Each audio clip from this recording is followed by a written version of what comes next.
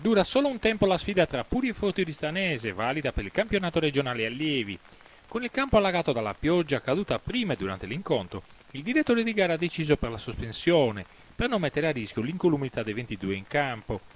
Alla solitudine di Nur si sfidano la terza e la quarta forza del girone.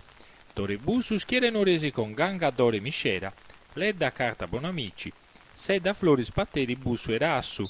L'Oristanese di Federico Trudu risponde con Lilliu Deias, Sarzoni, Cicu Meli, Sale, Desò, Gusoppo, Sanna Musu e Agus.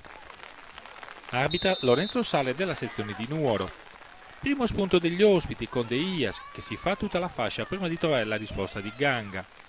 Dall'altra parte il Bussu prova a sorprendere Lilliu senza risultato. Sugli esterni la Puriforti cerca di arginare la retroguardia oristanese. Dopo uno spunto di Dore, Patteri reclama per questo contatto in aria. L'arbitro fa proseguire e Floris non inquadra la porta. I padroni di casa cercano anche lo sfondamento centrale. Floris per Patteri che serve carta ma c'è offside. Sedda, nonostante il campo pesante, è tra i più attivi e qui sfiora il palo alla sinistra del portiere. La Puriforti cerca di far valere anche sui centimetri, ma manca la zampata vincente. Dall'altra parte Ganga esce a vuoto su questa palla inattiva. Sulla linea salva un difensore, poi l'azione sfuma.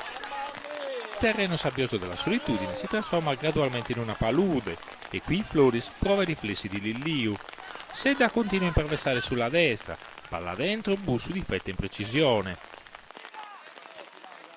La gara si sblocca alla mezz'ora quando una punizione di Oppo non viene trattenuta da Ganga e Musu è più lestro di Meli a metterla dentro, 1-0 per l'Oristanese.